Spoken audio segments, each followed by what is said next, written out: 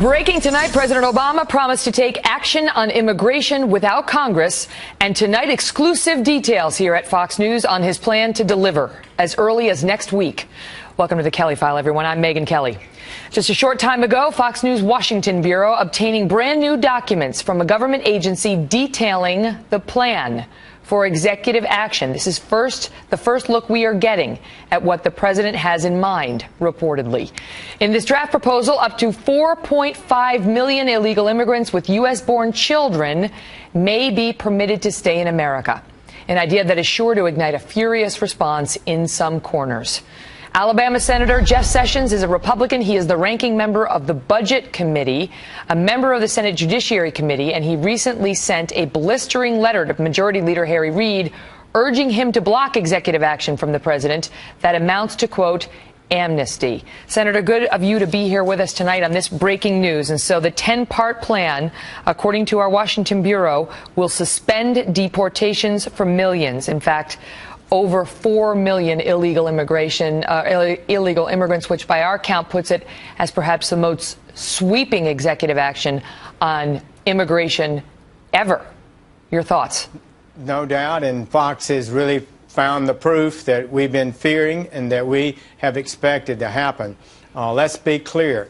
Immigration officers have told us if this goes through, it will be almost impossible to enforce the law in the future.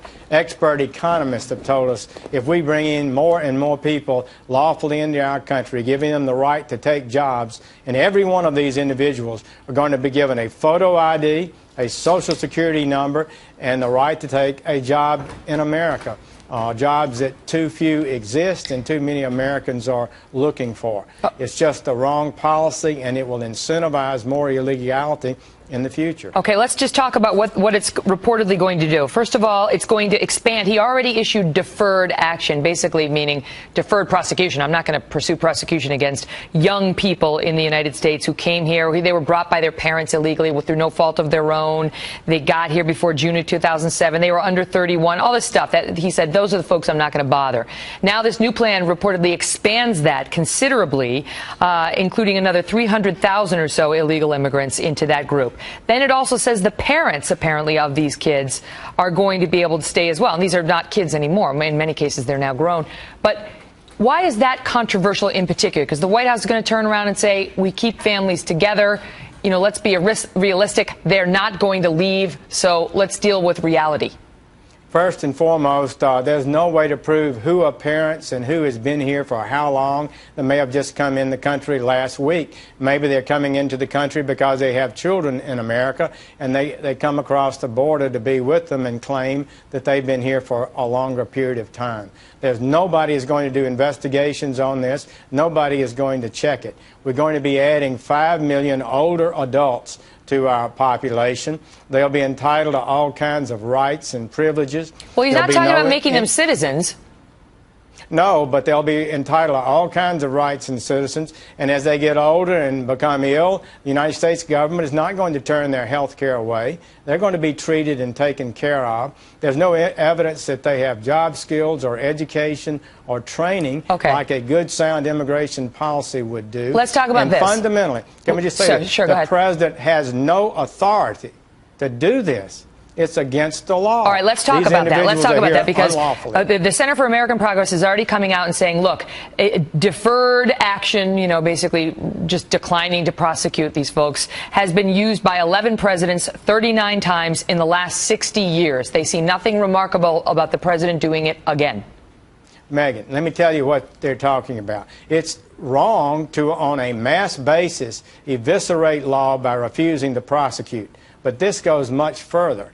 This says that we're going to be given, as the other individuals have previously, an ID card, a Social Security number, and the card says work permits on it. And so this is an action unilaterally by one person, the President of the United States, to legalize millions that Congress has explicitly refused to do. And under current law, they are illegally here and unable to work. The last time you were here, you said, of course, the Republicans are about to take over control of the Senate, and you will run the Budget Committee, which is a powerful committee. And you said we can stop the funding of this because we're not going to issue the funding for these cards. We're basically going to try to tie the president's hands financially. And yet some, including Andy McCarthy and others at National Review, have said that may or may not work. I mean, he's got his own money that he can use already, siphoned off for other purposes. And so that may not stop this.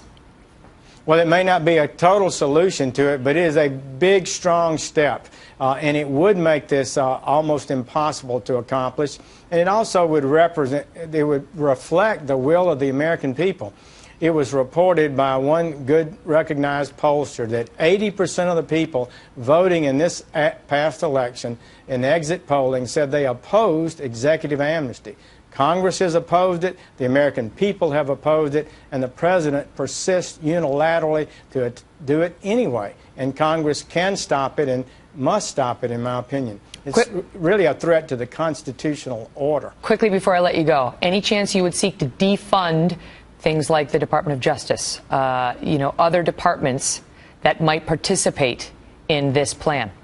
That's the big. We want to fund the departments. What we don't want to fund is only one thing. We don't want to fund the ability to print ID cards and do checks on these individuals and give them legal status. That we can do and entirely fund the federal government. Senator, great to see you. Thank you, sir.